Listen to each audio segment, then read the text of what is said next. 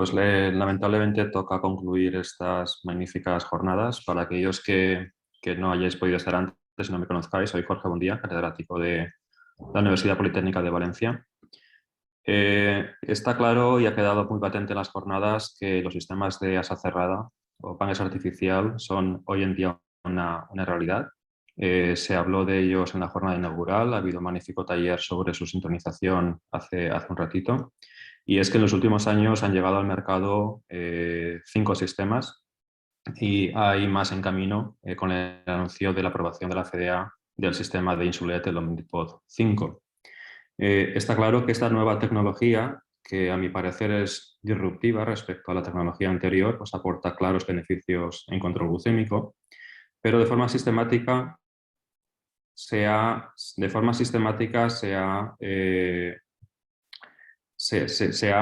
visto un mejor control, principalmente nocturno. Sin embargo, vemos que el control durante el día pues, se ve comprometido. Y esto es porque es donde están actuando las mayores perturbaciones del sistema, las ingestas y el ejercicio. Es precisamente del ejercicio de lo que vamos a hablar en esta jornada de clausura. Y quién mejor que la doctora Jessica Castle para hablarnos del tema. Tiene una dilatada experiencia en lo que es el desarrollo de sistemas de aprendizaje artificial junto con equipos de ingeniería del doctor Peter Jacobs, que han trabajado mucho juntos en sistemas biohormonales, en el efecto del ejercicio en el control glucémico, el efecto del ejercicio en la exactitud de la monitorización continua y últimamente en la aplicación de inteligencia artificial en sistemas de apoyo a la decisión. Yo creo que es un gran honor tener a una científica de tan alto nivel con nosotros. La doctora Jessica Castle es directora asociada del Harold Schnitzer Diabetes Health Center y profesor asociado de la División de Endocrinología de la Oregon Health and Science University en Portland, Oregón, Estados Unidos. Ella se graduó en el año 2000 en la Universidad de Oregón en biología. Se graduó cum laude en la Escuela de Medicina en la misma universidad en el año 2004 y posteriormente completó una residencia en Medicina Interna y una beca en endocrinología en la Oregon Health and Science University. Ella es endocrinóloga de adultos y dedica la mayor parte de su tiempo a realizar investigación clínica con un enfoque de tratamientos avanzados tecnológicos en la diabetes tipo 1, incluidos sistemas de páncreas artificial y sistemas de apoyo a la toma de decisiones, impacto de ejercicio y también nuevas tecnologías de sensorización. Tiene numerosos proyectos financiados por el NIH, por el Hempstead Charitable Trust y la JDRF, y es también editora asociada del Diabetes Care. Yo creo que sin más dilación vamos a dar paso a la doctora Castle.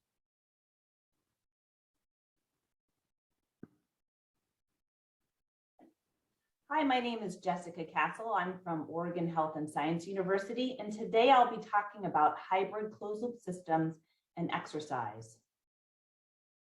And here are my disclosures.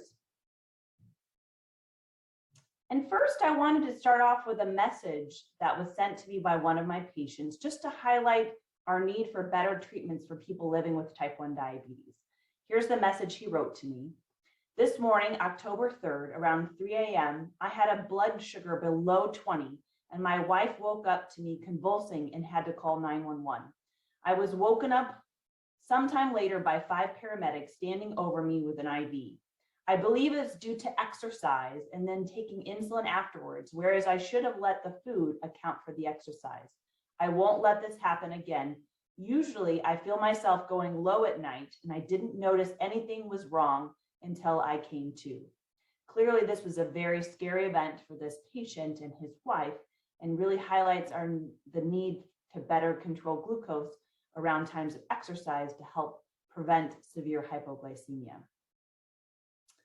So first off, I want to discuss normal physiology that helps prevent hypoglycemia during exercise in people without diabetes, and then I want to contrast that to what happens in people living with type 1 diabetes. So during exercise, we see muscle contraction, and there's an insulin-independent translocation of GLUT4 and an increase in glucose uptake. There is increased muscle energy demands with increased glucose disposal. And with increased muscle blood flow, there's an increase of glucose delivery. And there's also increase in endogenous glucose production due to decreases in insulin and increases in glucagon and catecholamine production. And with these, there's a normalization of glucose such that the person does not experience hypoglycemia. Now, I want to contrast for people living with type 1 diabetes. Here are glucose data from a group of individuals from a cycle race from Paris to Ancaster. And 7 of them have type 1 diabetes and 1 does not. And you can see here for the participant that does not have diabetes, in red, his glucose levels stay in a very normal range as compared to the people living with diabetes. For example, there's one cyclist who started out with glucose levels very high and then eventually came down, and other individuals, for example, that started out high and then were quite low during the race, or other individuals that stayed low most of the time. And this is because in people living with type 1 diabetes, it's very difficult to match up insulin delivery with insulin requirements, in particular because we're giving insulin subcutaneously, so it has a long activity. And then there's also a blunted counterregulatory response. So individuals living with type 1 diabetes typically do not produce glucagon in response to hypoglycemia. So what is the typical glycemic response to aerobic exercise in type 1 diabetes? And I will say it's quite variable depending on many factors, but here is an example of 48 individuals living with type 1 diabetes who exercised for 60 minutes at moderate intensity. And you can see here that they experienced a mean drop in glucose of about 40%, and about 52% of those participants experienced hypoglycemia after exercise. And one of the complicating factors of exercise is that the risk of hypoglycemia is not only during the exercise, but also many hours later. So in this study of 9 individuals with type 1 diabetes who underwent a euglycemic clamp, and they exercised for 45 minutes, you can see, as expected, a marked increase in the glucose infusion rate during the exercise. And you can see here in the yellow is the exercise study as compared to a rest study. In this red column here is the exercise. So there was a real need of additional glucose during the exercise, but also 6 hours later. And the authors hypothesized that this was related to repletion of muscle glycogen. And so this makes it more complicated for people living with type 1 diabetes when they exercise because of this early risk of hypoglycemia, but also later on a late risk of hypoglycemia. And I would say glucose control during and after exercise is one of the most difficult things for my patients. And that is because there are so many different factors at play. So that includes the timing of exercise, the type of exercise, so the aerobic or anaerobic, the duration, what the starting glucose level is.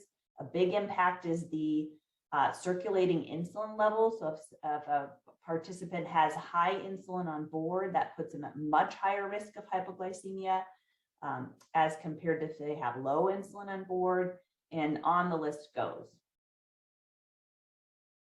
And worse yet, those individuals living with type 1 diabetes are also at risk of hypoglycemia because of a poor glucose response in general, but exercise is also known to attenuate the sympathoadrenal response that would otherwise help prevent and manage hypoglycemia. And so this attenuation of the sympathoadrenal response further increases the risk of hypoglycemia and also hypoglycemia unawareness. So with that in mind, how do we best avoid hypoglycemia related to exercise? So here's a study of 49 individuals living with type 1 diabetes who walked briskly for 60 minutes. And basal insulin, and these were patients on pumps, was suspended at the start of exercise, and that basal suspension lasts for 2 hours. And you can say that even despite suspending the basal insulin, and here you can see that the in the yellow line, this is when the basal insulin was continued as compared to this dashed blue line when the basal insulin was stopped, that glucose, even with the basal insulin suspension, still dropped by 44 milligrams per deciliter as compared to 63, and still 16 participants developed hypoglycemia as compared to 43% when basal insulin was continued. And there was a tendency towards more hyperglycemia when basal insulin was suspended. So 27% of individuals had a glucose level of 200 or higher. So here are some simulated data, so not from actual patients, but simulations published by Claudio Cabelli's group. And this is addressing this question of how do we best adjust insulin around the time of exercise to prevent hypoglycemia. So in this simulated data set, if no adjustments were made, then 88% of the simulated individuals developed hypoglycemia. Whereas if we go here on to the far right, if there was an optimal adjustment made, then 16% of the simulated individuals developed hypoglycemia. So I want you to note there was a significant improvement there, but still not every episode of hypoglycemia was avoided.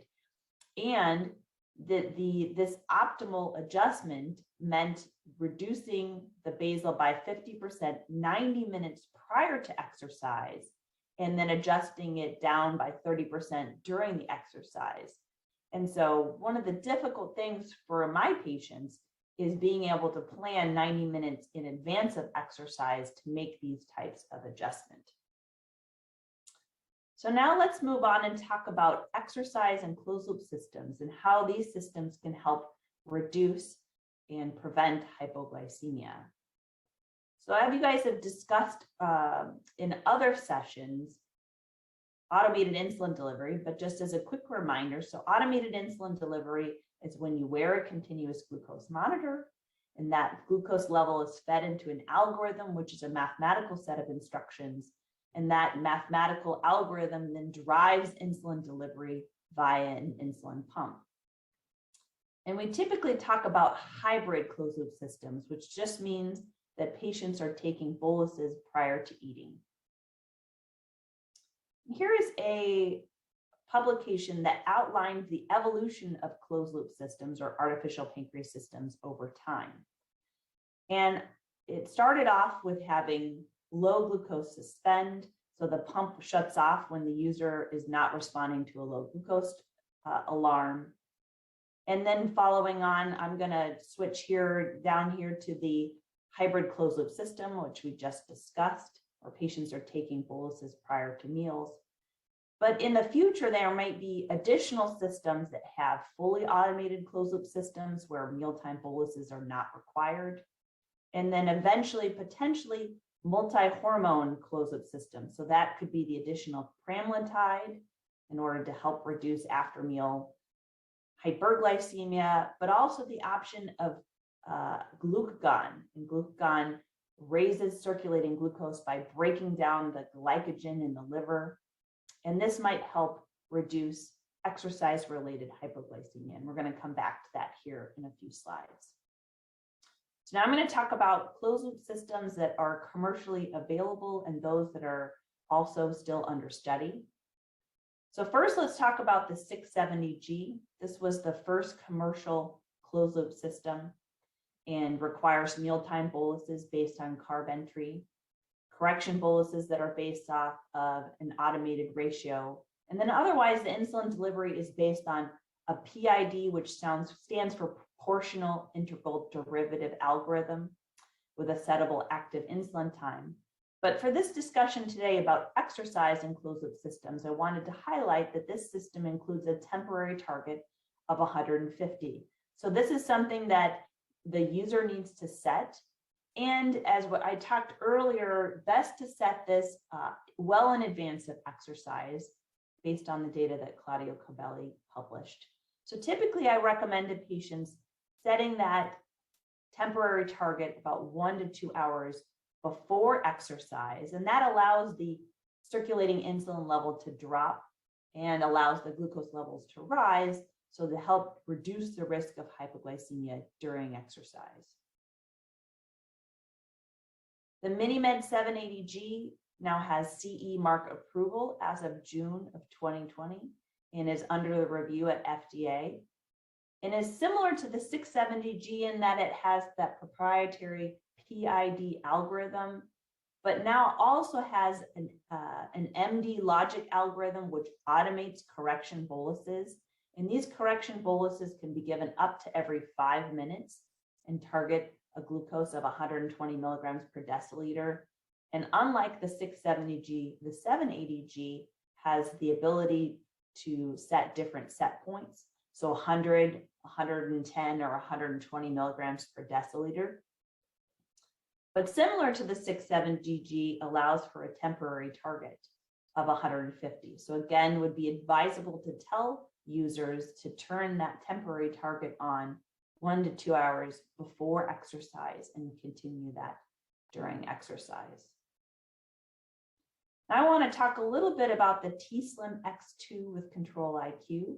This system pairs with the Dexcom G6, and it has a model-based algorithm with automated correction boluses, and those correction boluses can be given up to every hour. In addition to the basal rate is modulated based on a 30-minute glucose prediction, so looking forward in time and estimating what that glucose will likely be. But there are different modes to this system, including sleep mode and activity mode, and I wanted to highlight the activity mode as it relates to our discussion today about exercise and closed loop systems. So you can see here in this far column, this exercise activity. So it delivers an automated correction bolus if the sensor glucose is predicted to be above 180. It increases basal insulin delivery if the sensor is predicted to be above 160. You can see here that it maintains or tries to maintain a glucose level higher as compared to the typical Control-IQ mode, which is 112.5 to 160. But in the exercise activity mode, it's trying to maintain a glucose between 140 to 160. And it starts to decrease the basal insulin if the sensor is predicted to go below 140. And it stops basal insulin if the sensor is predicted to go below 80. And similar to the other systems that I talked about, best to set this well in advance of exercise. Again, the idea being to try to reduce the circulating insulin at the time of exercise, as well as to raise glucose. Because we know during activity, the muscles are going to be consuming a lot of glucose and causing increases in insulin sensitivity. So by having lower insulin on board, you're going to see less of that sort of magnified response to the exercise. And that will help reduce the risk of exercise-related hypoglycemia. Although I would like to note that it's often not sufficient just to reduce insulin, because muscles consume so much glucose. Patients often need to take in additional carbohydrates as well. As I mentioned earlier in that cycle race, on average, those cyclists had to take in about 90 grams of glucose during that race. The Control-IQ system is based off of the system that was developed by the University of Virginia. And they studied the University of Virginia closed loop system in 32 adolescents who were skiing. And skiing really presents a unique challenge because it's a really intense exercise, there's prolonged physical activity, and you're dealing with cold and altitude and excitement, especially if you're just learning how to ski, you're trying to not crash into other skiers. And so these were 32 adolescents with type 1 diabetes that were in a 5-day ski camp. And they were randomized either to the UVA closed loop system, and keep in mind that's what Control-IQ is based off of, or a sensor augmented pump. And you can see here the data from that ski camp, and these are median sensor glucose levels in the solid lines, and the interquartile range is that shaded area. And the closed loop system data are shown here in kind of that reddish purple color. And the sensor augmented pump therapy data are shown here in blue. And you can see that glucose control was really improved, in particular during this time here with the closed loop system. And on average, the time in range, so that was how much time was spent between 70 and 180 milligrams per deciliter, was higher with the closed loop system. So it was 71.3% of the time, as compared to the sensor augmented pump, which was 64.7% of the time. And there was also a significant reduction in hypoglycemia, so time less than 70 of 3.2% for the sensor augmented pump therapy, as compared to 1.8% for the closed loop system. Now I want to talk about the Omnipod 5 system. So the Omnipod has been around for many years, which is a patch insulin pump that does not contain any tubing. And they have developed Insulet, the Omnipod 5, which is their hybrid closed loop system, which is under review by the FDA. And this system is unique in that the algorithm is embedded within this pod of insulin.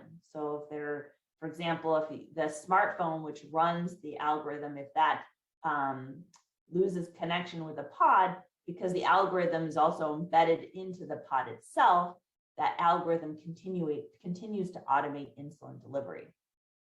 So this system has a model predictive control algorithm. So it's always looking forward in time and predicting what the glucose level is and making adjustments to the insulin delivery rate in order to achieve a target glucose. And for this talk, I want to highlight that it has a hypoprotect mode. And this both increases the glucose target to 150, but on top of that also reduces the basal insulin delivery rate. And I believe this was done in part based on this hotel study that I want to show you the results for.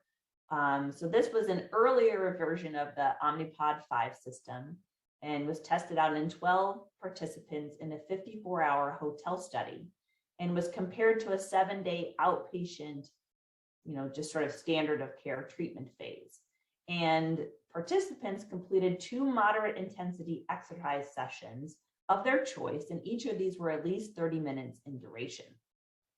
So they compared 2 different strategies to reduce hypoglycemia during and after these exercise periods. So on day 1, they put a set point of 150 milligrams per deciliter 90 minutes before the exercise. And on day 2, they compared that to reducing the basal rate by 50%, again, 90 minutes before exercise. And 5 participants received additional carbohydrate treatments on both days. And there was a tendency towards less hypoglycemia after the reduction in the basal rate as compared to those patients that just had that increased set point. So with a higher set point of 150, 3 participants developed hypoglycemia as compared to just 1 who had the decreased basal rate. And I believe that that this helped inform the need to both, for the hypoprotect, have a higher glucose target as well as reduction in basal insulin rate. So they actually combine both of these strategies to help reduce the risk of exercise-related hypoglycemia. And closed loop systems are really transforming diabetes management, but they have not eliminated exercise-related hypoglycemia. And this is in part because the inputs into current closed loop systems are far inferior to the normal regulation of insulin secretion. You can see here that I've put in the typical inputs for a closed loop system. Here are typically the continuous glucose monitor value as well as the insulin delivery amount, whereas the beta cell has many inputs, more than 13. And that subcutaneous insulin is, has a very slow onset, so it takes a while to start working, but then also has a prolonged duration of action, so typically about 4 hours. So that makes it very difficult to fully avoid exercise-related hypoglycemia. And as I mentioned before, glucagon secretion is dysfunctional in type 1 diabetes. and this is not addressed by automated insulin delivery. And so we looked at this at OHSU and we compared if we took our closed loop system that included just insulin delivery and we added on top of that automated glucagon delivery, we tested whether or not that reduced exercise-related hypoglycemia. And we tested this in 20 adults living with type 1 diabetes who did 45 minutes of exercise on a treadmill and showed that this significantly reduced time in hypoglycemia. So 8.2% of the time was spent in hypoglycemia when using insulin alone, whereas only 2.9% in insulin and glucagon. And finally, I just want to leave you with an emphasis on that not all exercise is alike. So this was a study of 7 participants living with type 1 diabetes. And during one study shown in green, they cycled for 20 minutes followed by rest. And you can see an ongoing drop in glucose during the rest period. Whereas in the study in yellow, if they sprinted for only 10 seconds, so just 10 seconds at the end, then that fall in glucose was completely abated. So this is just important to note that all types of exercise cannot be handled in the same manner. And this can be a useful tool for people living with type 1 diabetes to know that adding in even just 10 seconds of sprint can help reduce the fall in their glucose levels.